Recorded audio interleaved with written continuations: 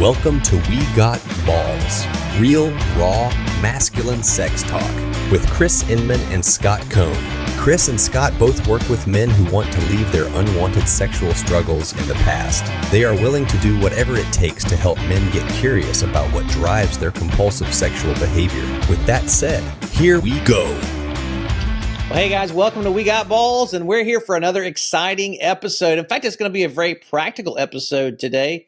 We're going to be talking about sexting. And Scott, I didn't grow up in an era where I didn't even have a cell phone, so sexting is kind of a newer thing for me. I didn't really do that when I was dating growing up, and so it's the advent of technology has changed the way we relate and the way we interact. And what's your experience been with sexting? Personally or professionally? No, just in general. Come on now. The first minute of the episode, we try to keep it light. You know, Yeah. we're not going for the deep dives. Wow, he's really good. Okay. From a professional standpoint, this is something that a lot of the guys that I coach have actually struggled with this. And we can get into my personal relationship with this a little bit later in this, but it's something that I guess I was surprised. I would think this is based on the research that I had seen, in the past. This was something I thought like maybe teenagers were a lot involved in more than older guys, but it's not. It's pretty much everybody now. So in fact, the statistics are, and this is some really great research that I found from 2000 to 2023. So this is looking at longitudinal trends over a 23 period. The number of people that have sent sex, these are adults, 19 plus. The senders started out at 2.7% in 2000. And today, in 2023, it's 76.9%. Holy crap, 76. Can you believe that?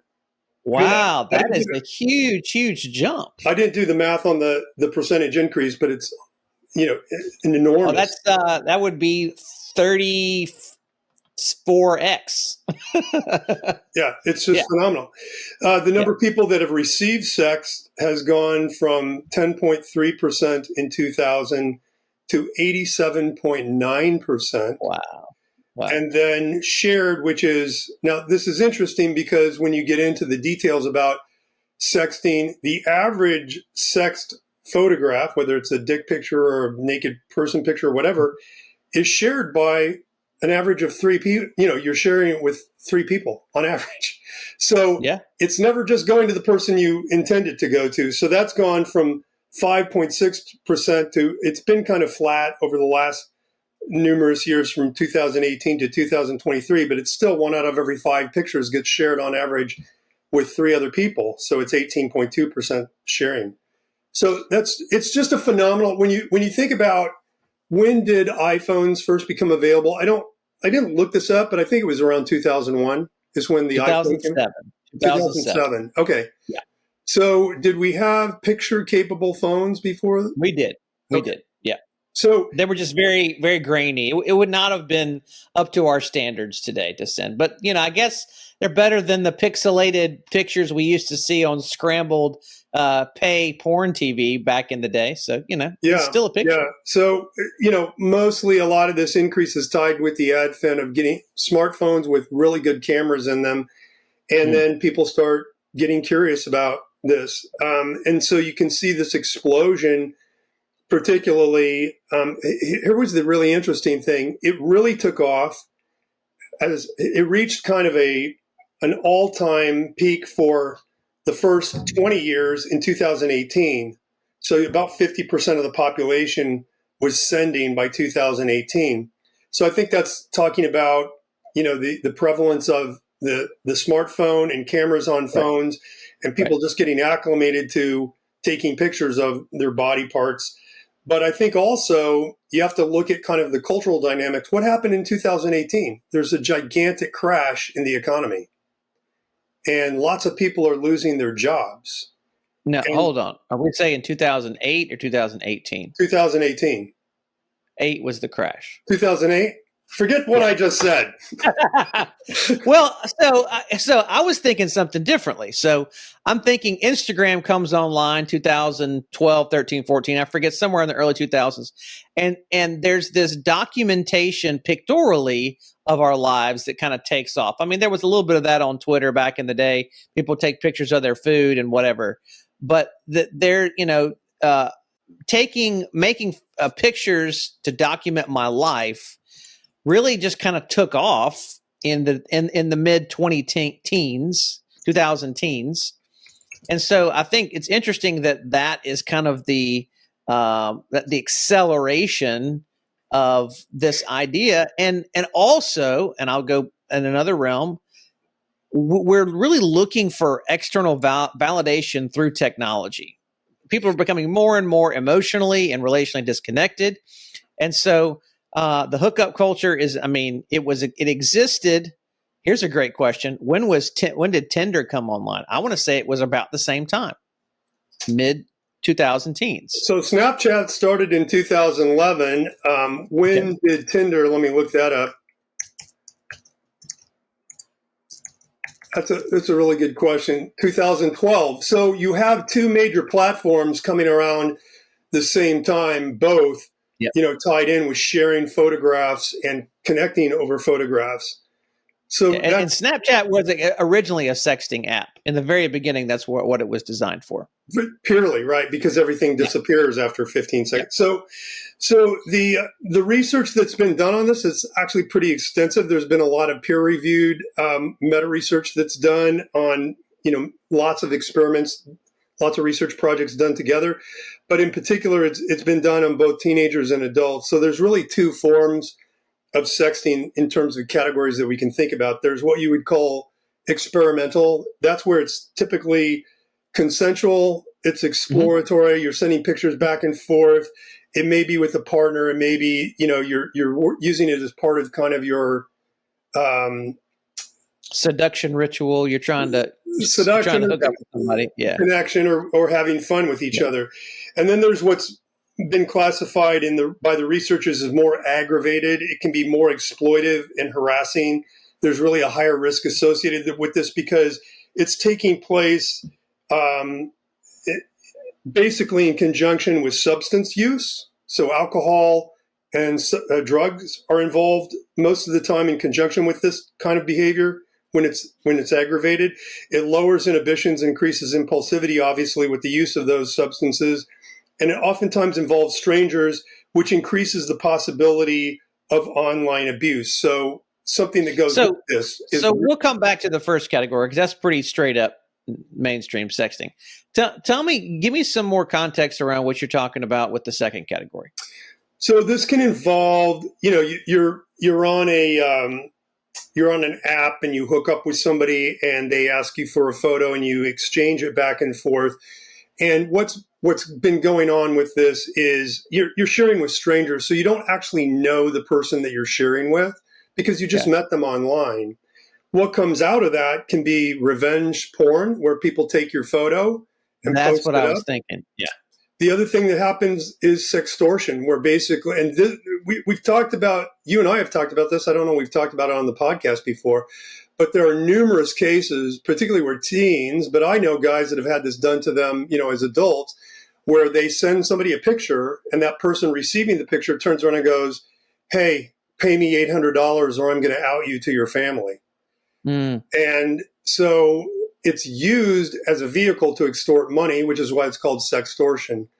And this is really a malicious aspect of this that people don't consider while they're doing this because, and I'll get into this in a minute, the third category is emotional regulation. So the researchers have actually determined that people get involved in sexting to regulate their emotions.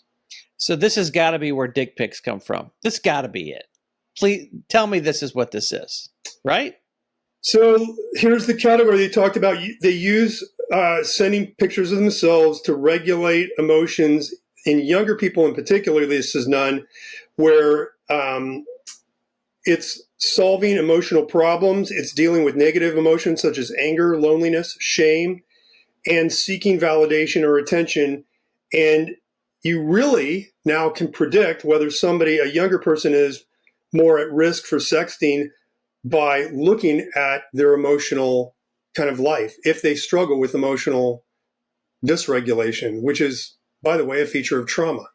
And so this is one way in which people that have an experience of childhood developmental complex trauma can really be susceptible to this kind of getting hooked by this activity, because it's used as a way to feel better about myself or to regulate my emotions when I'm feeling bad about myself. So I think it's really significant to talk about that third category, especially simply because you've got a whole bunch of different dynamics going on. You've got the emotional dysregulation or negative emotions that are coming up.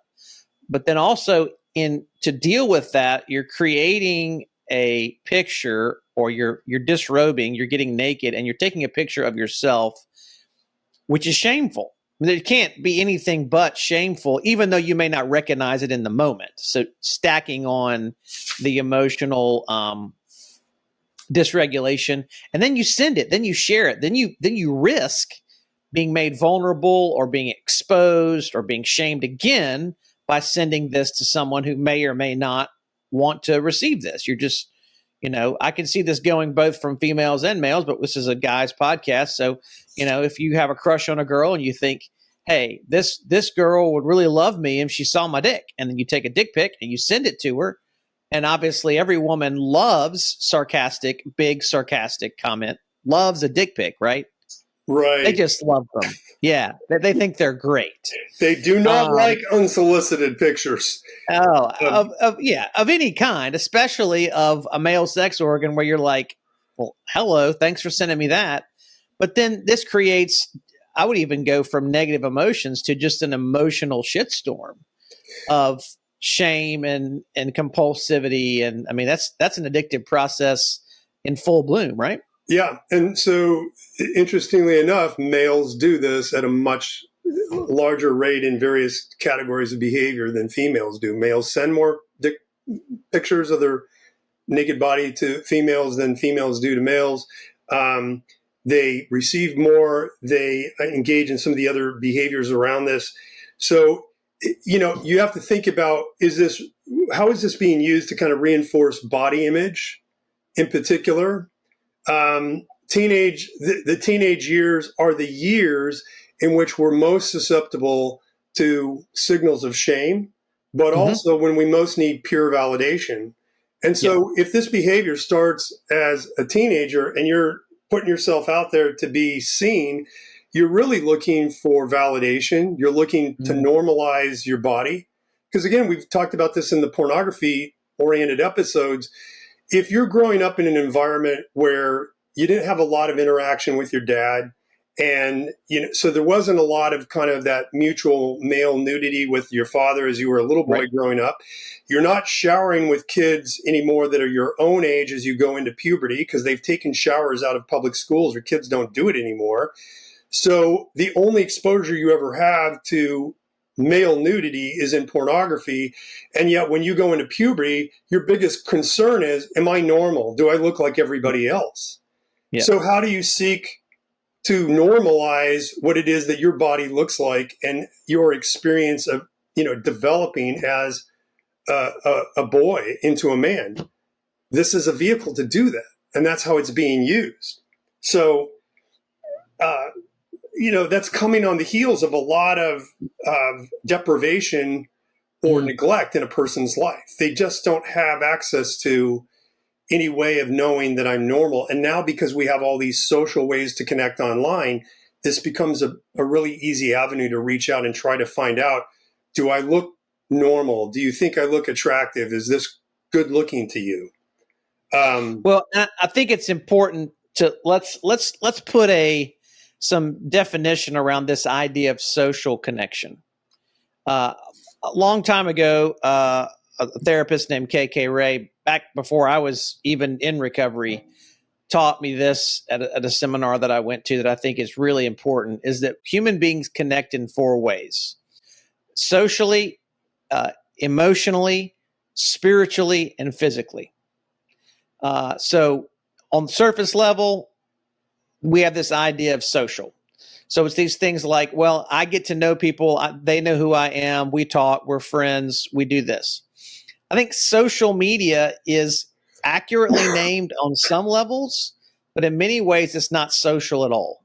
Because social is this. I mean, even though we're not in the same physical area, we're talking to one another. We're seeing each other's faces, seeing facial expressions.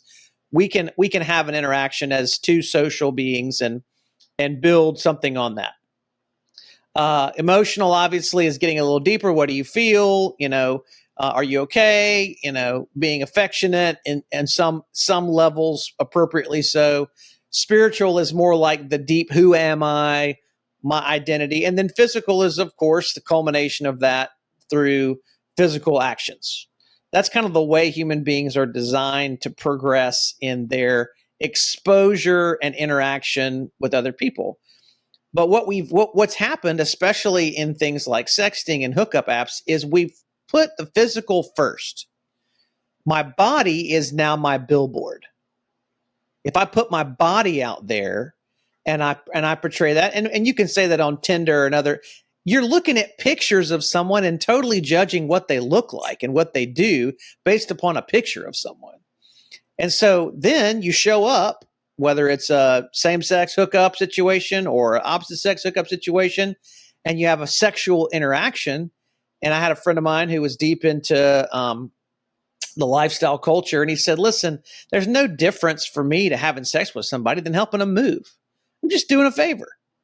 And so that's this idea, I think, and if people who've struggled with porn their whole life, if they don't see the reality of when you turn on a screen or open up a phone and you're looking at someone's body, that's exactly what you're doing. You're swapping all those other ways that you're supposed to connect for a physical interaction, a consumptive interaction. So here, when we're talking about social connection, let's call it for what it is. It's not social. It's not emotional. It's not spiritual. It's purely flesh on flesh, lustful eyes on lustful eyes, looking to try to fix a problem that I don't even recognize by putting myself out there and moving into a place of, and from a place of shame. Well, so absolutely true. But I'm going to quote Kurt Thompson, the Christian psychiatrist that we would like to quote here. He says, we tend to not believe truth when we hear it. We tend to believe it when we feel it in our body, in an embodied Nothing way. is true for me until it's true for me in my body. Exactly what he said. Yeah. In a hyper-connected, kind of online environment where now I have exposure to more people than I've ever had in an embodied way in my life. And I have exposure to people naked that I have more access to. So I have an infinite variety of nude men or women to compare myself to or to connect with in that sense. You can see then why this kind of bypasses the way we would normally build connection, understanding of masculinity, how we kind of develop, to this really easy, quick, and intense way of affirming my body and affirming my masculinity if I'm a man. Because all I need is to stick it out there and have somebody go, wow, that's an amazing dick, or man, you're really manly, or whatever, right? So that is it. It's the shortcut through, or around, we should say, the imagined shortcut, because it's not a shortcut, the imagined shortcut around connection, relationship, intimacy, masculinity. Yeah. And it's not hard to see how, this sexting really then can play a role, we think, in increasing our self-esteem and self-confidence in an embodied way, both as a man and in terms of what our body is like. How important is that to your identity? Yeah. So you're saying if someone affirms you in your physical body, you send someone a naked picture of yourself and you get positive affirmation. What is that? I mean, let's get real. What is that really doing for you? Well, it's tapping into a deep, deep longing to want to be seen, first of all. Okay. And so it's based upon just a picture or a series of pictures or words. I mean, I know sexting can also be language as well as pictures, and more on the hetero side of things, I'll be frank, because there's what little I've engaged in has been on that side of talking about scenarios and situations with vocabulary. But even when I get that affirmation from that person, Scott, the reality is it's not real. It's not true connection, is it? I mean, or am I just fooling myself? Well, it feels like it is, Chris. It feels that's why my point is it does something in your body temporarily. Now, does it last? I don't think it lasts. Because if it lasted, you wouldn't need to go back and repeat this. But you'll find out that people that get involved in sexting, it's hard. It's a hard habit to break. It's more addictive, I think, than even using pornography. And the reason why is because I think it locks into one of our primordial circuits in our brainstem is called the seeking circuit. We have 7 primordial circuits: seeking, play, lust, attachment is in there, fear, anger. But it taps into the seeking circuit because you're looking for that person that's looking for you. And then when you find them and you send a picture, you get that immediate hit of dopamine because they're like, oh, wow. So you get the affirmation, and it's highly addictive. So if you're looking for someone looking for you, don't we use a different word for that than affirmation? What? Attunement, man. Attunement, attachment. Yes. Right. So it's that interpersonal dynamic where sexting is kind of like you say, it's a level up from just porn because it's not just a video or something static on the other line. I mean, I can press play, rewind, fast forward, whatever I want to. That video is that video. It is not going to change. I'll watch it one time or I'll watch it a million times. And I'm not really connecting with those people in that video, and they're not doing anything for me other than getting me sexually aroused. But it's and the imagination is really what I bring to it. But the arousal is in the interpersonal. I think if we, when we go back to our visual and psychological cues conversation, what we're looking for is a human being. We're not looking for parts. We're looking for expressions on the humanity of someone. That's right. When you go back to the psychological, every single one of those categories is about a relational dynamic that gets played out in a specific way. So I made a list because, the position of our podcast is never to really vilify a behavior. No. It's to try to understand how is that serving you, even if it's self-destructive, so that you can do a better job of being curious about how do you get your legitimate needs met so you're not so susceptible to getting them met in this particular way.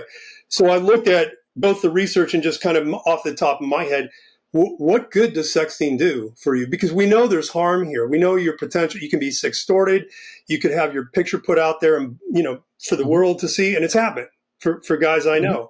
But on a positive side, there's that sense of attachment, sense of belonging. There's affirmation that taps into body image issues. I mean, how many guys do you know that wonder, is my penis big enough?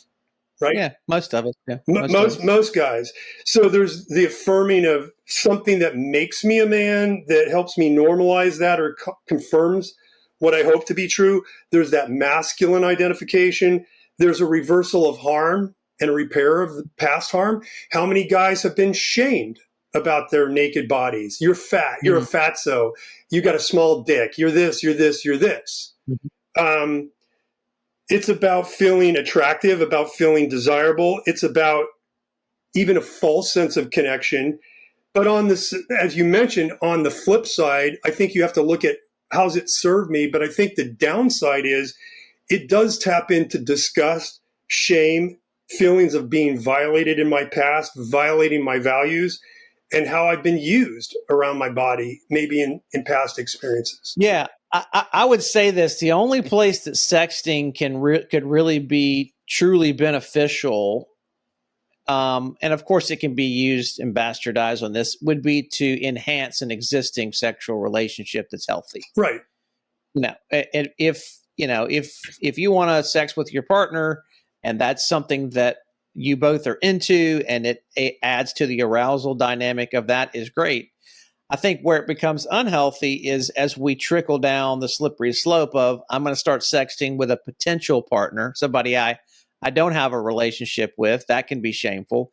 Or I'm going to start sexting with somebody because I don't know what I'm feeling. Blah, I vomit out this dick pic or this, very sexual text to somebody to be able to say, can you just love this? And so as we do in everything with this, the farther down, the more chaotic we get, the more shame is brought up. And so wherever you are on the spectrum, sexting is a relatively new dynamic. I guess maybe it would have been like, passing dirty notes back in the day would have been the closest thing we could have gotten to sexting or something like that. Dirty or pictures, drawing pictures, yeah. right? Yeah, drawing Here's pictures. a penis. But it kind of loses its oomph because it's mine and it's real and it's now, and I'm sending it to you right now. Yeah. And so it becomes very visceral. And this is not, let me just tell you, on the research, this is not teen behavior per se anymore. The largest the biggest cohort that is involved in sexting is millennials. 37% of millennials have sent and received sex. So out of all the other groups, Gen Z is 20%, Gen X 19%, baby boomers, they're not involved. But well, it's hard to get those big geriatric phones to send the pictures that you like. Big text. Yeah, my penis looks too small. Well, it is. You're 80. So. But so I thought that was really interesting. And then just that factor that it does get passed around and shared. But again, as we talk about all the time on the podcast, if this is a behavior that you have struggled with and you feel is like really a really dominant force in your life, the place to start is to be curious about how is it serving you? Like, and what stories then in your past kind of echo forward into the present moment of sexting that you're maybe reliving in a way. So I'll just be pretty vulnerable about this. This is an area where I struggled. This is an area where, I struggled when I had a relapse a couple of years ago, and it's not a behavior that I'd ever done before. It came on the heels of the COVID lockdown. So I was cut off from all my in-person community here in Houston. So I didn't have any ongoing relationships. I had a lot of stress going on in my personal life with one of my children, and I felt very alone. And so I had some people that started soliciting me for pictures, and I resisted for a while, and then I started caving, and I got really hooked by the praise, the affirmation that I would get. And then in the fall, my wife found out about it, and I was back in therapy, and she was mad at me, and I was like, where is this coming from? Because I'd never done this before. And sure enough, there's a story, and it's a really old story. And, we were doing the training with Jay Stringer at the time. And so I confessed my relapse with this to all you guys. And it was after that I started being curious about where was this coming from. And it was, and I've talked about this before on the podcast too, that my grandparents had taken a picture of me standing naked on the couch when I was a little boy. And at every family reunion and holiday event, this picture was played in slideshows, and everybody would laugh and guffaw and about the naked baby and his penis. And I just remember thinking as a child, is this a good thing or a bad thing? Am I supposed to be embarrassed, or am I supposed to be proud of this? And, I grew up in that family system where male genitals were talked about a lot. And that picture was used in my family environment where we were really kind of frankly sexualized around that dimension of our lives. So it became a real force for me. Reversal of harm is what I saw in the relapse that I went through. So almost taking back the power that you kind of lost in being exposed like that when you were younger, maybe? Absolutely. Okay. Yeah. It's me expressing my autonomy about my body. Yeah. It's me getting more security about myself as a man at a time when I'm feeling frankly, I'm a father. I feel like a failure. I feel like a failure as another guy because I'm really having a hard time with what's going on in my life. I feel alone. And so that was what I chose to go seek a lot of affirmation. The other thing that it tied into, and this is why these things work on multiple levels, and you have to allow yourself the curiosity to kind of decode these things, because I think there's a number of threads that go into that. I was bullied a lot growing up by other boys. But when I started showering in middle school and high school, this became an area, my body became an area of admiration to some of the other guys in my circles.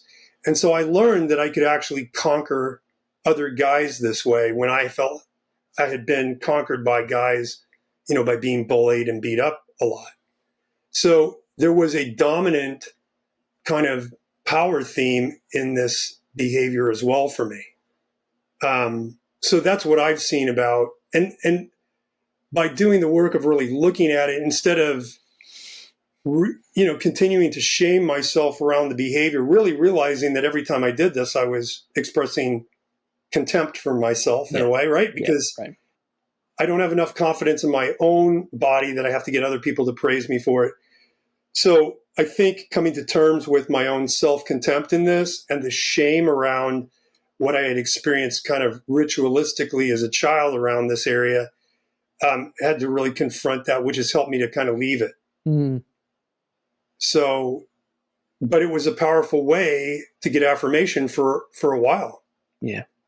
And so again, our invitation is when you're really locked into something and feel kind of helpless against it, the way out of that is not to try harder, not to be beating up on yourself and hating yourself, but to start to be curious and ask questions about why is this so not in an accusing tone, why are you doing this? But more, why am I doing this? Yeah. Like, how is it serving me?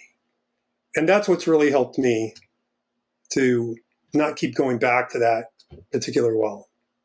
Thank you, Scott, because that's powerful. I mean, just the desire to be in control of your own autonomy. Yes, in control of your own autonomy, and to be able to do the things that you want to do, even though they have negative consequences, as you found out in the dynamics with your marriage and other interactions with other guys.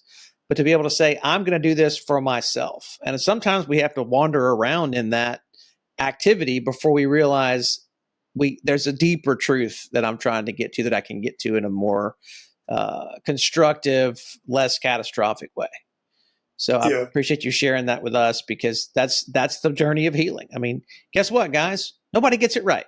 If you think you get it right, guess what? You're wrong. It's guaranteed. You're wrong. If you think you're right 100%, you're standing on the edge of the cliff about to drop over the edge.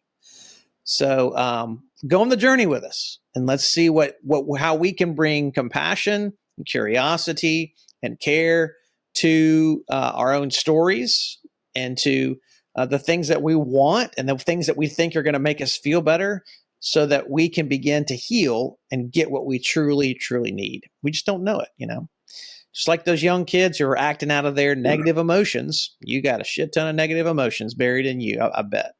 And how are you going to let those go and grieve them and give them away, so that you can live and dwell in the things that God has given you to live in with gratitude? So we're grateful for the time with you, and we'll be back again on our next episode. I think our next episode is going to be kind of touchy, Scott. So you might want to stick around for that one. Just listen next week. You're going to be... It may rub you the right way. Oh, the right way. As we always do here on We Got Balls. And you do too? Yeah. Take care, guys. Bye, guys. Don't forget to subscribe for more episodes. You can connect with Chris at pornfreemasculinity.com and with Scott at successfulmen.com.